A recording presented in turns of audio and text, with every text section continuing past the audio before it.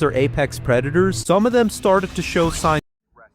Even though they're babies, the Megalodon and Mosasaur started to fight while the Plesiosaur liked his privacy and to keep his long neck far away from the large teeth that the other creatures have. And the Kraken liked to chill around the bottom of the tank, isolated from the rest of them, where he started sucking on rocks.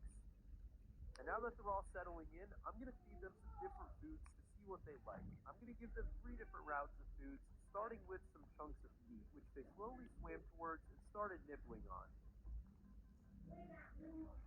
They were really hungry, so they're definitely enjoying this, but these animals are meant to be apex predators in the wild that hunt live animals. So for the next 2 rounds, I'm going to give them live animals so that they can learn to hunt. First, I'm going to add some tiny live fish. The Megalodon and Mosasaur seemed to instantly know to chase after them and enjoyed hunting and eating them up. The Kraken grabbed some with his long tentacles, and the Plesiosaur used its long neck to hunt down some of the fish that were hiding in tight spaces. But next, for their final round of feeding, I gave them some krill that immediately started scurrying around the tank, but were quickly hunted down. This shows us some early signs of each animal's hunting style, with the Mosasaur and Megalodon just straight up chasing the prey, the Plesiosaur using its neck to reach into small spaces, and the Kraken using its tentacles to grab the prey and take them on a fun adventure down into his mouth. Now, all 4 baby sea monsters have settled into their tank, and over the course of the next few months, they kept growing, and I noticed some cool stuff that they did. The Kraken ended up attacking and destroying the pirate ship,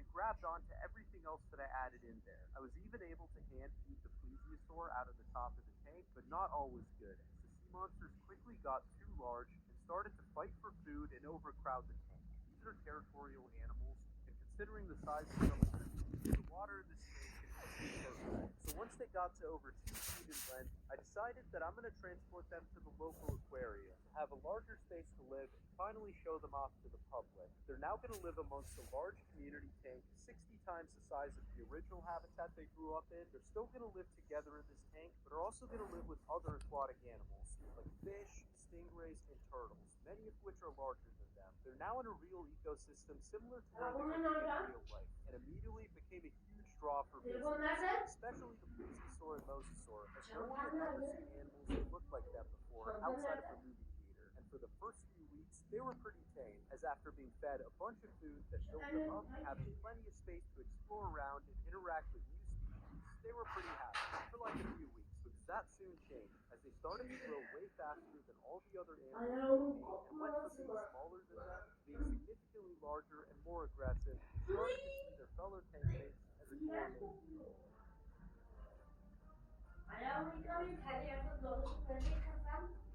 The Mosasaur and Megalodon were the first to start attacking and eat other large creatures in the tank, including turtles, stingrays, and fish of all sizes. But this was until they bumped into each other, and just like when they were babies, immediately got territorial. This tank wasn't big enough for both of them to live in, as they started to tear each other apart. The Kraken also started to get aggressive with other sea animals, and the aquarium staff quickly noticed this. Evet. Seeing that the 4 sea monsters were now the biggest draw for the aquarium's attention, Yok. they needed to make sure that they all Zaten arkadaşımla yedim. they removed all 4 of the sea monsters, and they're going to be transported to different habitats. The Megalodon was transported by boat into the largest tank in the aquarium, built with Ben okula larger gideceğim. predatory sharks and a massive Okulda iftar yapacağım. Kimse gelmiyor tekrar. This is the Ya biggest he. aquarium in Harbi the diyorum. entire zoo and has a bunch of Tenisçiler iftar and yapıyor. unlike in the previous habitat, Ama sen bir de annem bile gelmiyor.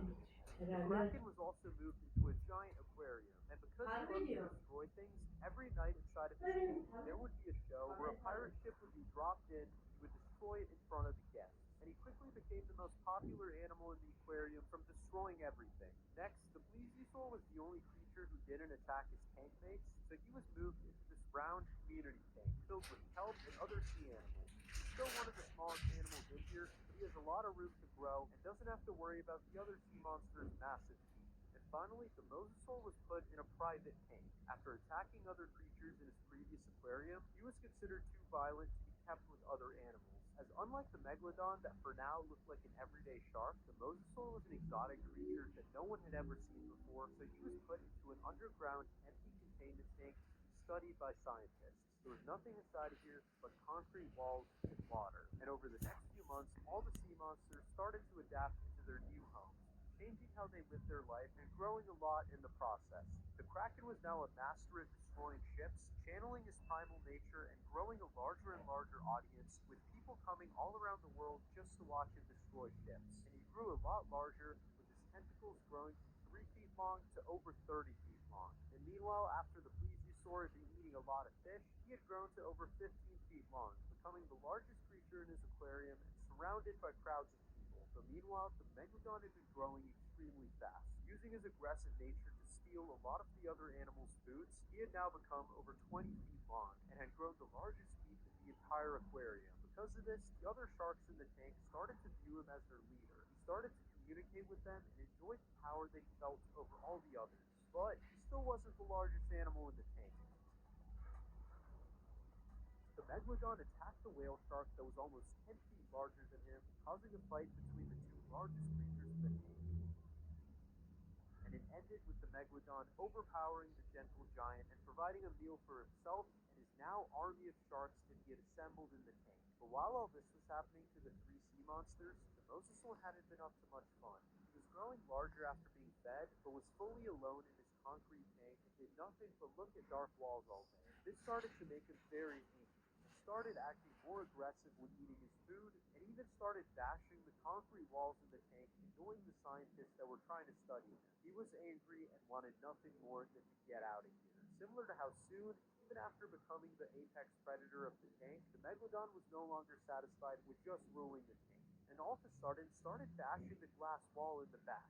He had a clear view of the ocean from the back of his tank ever since he was added in, and after staring at it over the last few weeks, he wanted nothing more than to explore the ocean. His army of sharks joined in, and eventually, after smashing their heads and scratching the glass, it broke, and all of the animals in the tank were free to venture off into the ocean, led by a now over 30-foot-long Megalodon. Over the next few weeks, following the Megalodon's breakout, the aquarium was spammed with safety complaints, and the number of visitors died down, all while the Kraken, Plesiosaur, and Mosasaur were growing larger and larger and needing more and more food to survive. And eventually, the staff decided that they couldn't risk another breakout, and the sea monsters could no longer be kept in captivity. They were loaded onto a boat, with the Plesiosaur and Mosasaur now over 30 feet long, and all 3 of them are going to be released into the ocean for the very first time. They immediately felt revealed after being released from a cramped glass container, but the Mosasaur had spent the last few months locked in a dark concrete tank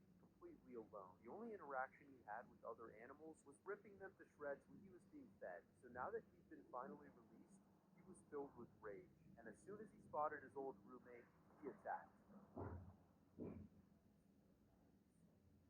I feel like the job of a prison officer is more complex than just opening and closing the door. That's like the least thing you do.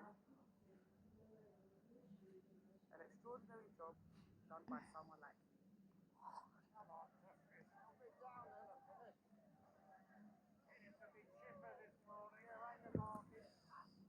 And as soon as he spotted his old roommate, he attacked.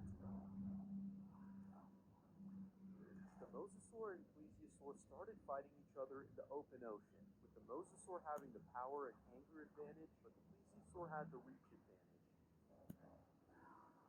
The Mosasaur was clearly winning the fight, but it was cut short, as a large blue whale started swimming through that part of the ocean with her kids, and split apart the fight as they were swimming through. Even though both of these sea monsters are now over 30 feet long, they're still small compared to the giants of the sea, for now. And as soon as they were split apart, the Plesiosaur swam away into the blue, escaping from the fight and venturing off on his own. But while this was happening, I'm not really sure what the Kraken has been up to. But now that all 4 of the sea monsters are free in the big blue ocean, they ventured their separate ways, now having the largest body of water to grow into and hunt it. But unlike the 3 that had just been released, the Megalodon had been free for many weeks now.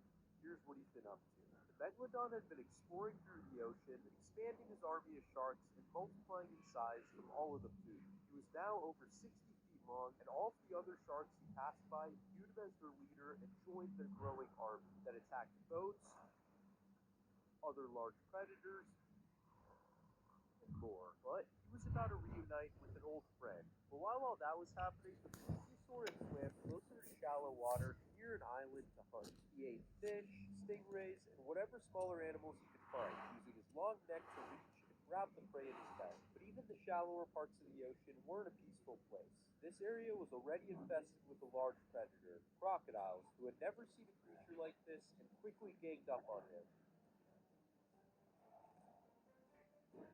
And with his neck bit, the plesiosaur couldn't do much to fight back. So meanwhile, while the Megalodon and his growing army of sharks were destroying a submarine, the Mosasaur had noticed them below him, immediately recognizing the Megalodon and charging at him, wanting to finally beat the animal that he had been fighting his whole life. The Megalodon immediately realized who this was and fought back.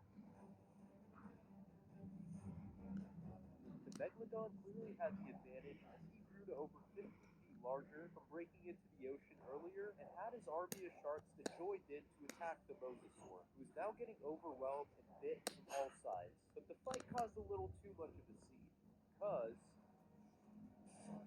they had caught the attention of the Kraken, who started grabbing sharks and pulling them down with his tentacles. And in the middle of the chaos, the bruised Mosasaur swam away safely, while the Megalodon was grabbed by a tentacle that he struggled to escape from. He managed to eventually bite it off, causing the Kraken to back off, but half of the Megalodon army had already been kidnapped, and after losing sight of the Mosasaur, he was left angry for revenge. But meanwhile, the plesiosaur, after being knocked out and badly wounded from the crocodile attack, had been recovered by nearby villagers where he was being healed. However, once he woke up, he was immediately startled and jumped in the water. But he quickly realized that he was still alive thanks to the island villagers who had healed his neck that was previously chewed up like a dog bone by the crocodiles. So he slowly returned to shore, acting friendly to the humans that had rescued him. And over the course of the next few weeks, the plesiosaur formed a bond with the villagers that lived on the island and started to live in the water surrounding it. He helped the people living on the island hunt for fish, gather resources, and protected them from the crocodiles who previously ate many of their people and were their number one threat. He grew to be more experienced, stronger, and was able to throw the crocodiles around like dodgeballs.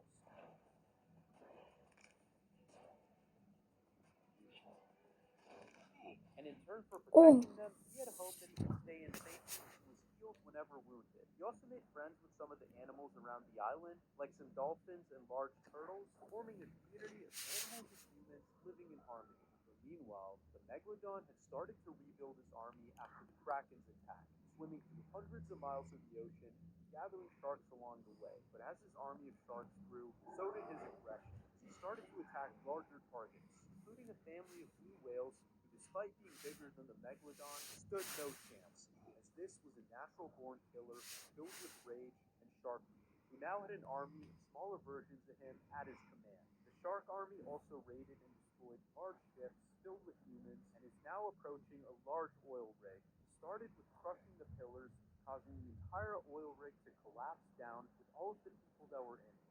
He and his army of sharks ate up everything that dropped below. And the Mosasaur, despite being solo, was up to the same. He was enraged from losing the fight with the Megalodon and started attacking everything he saw, including boats and even a helicopter.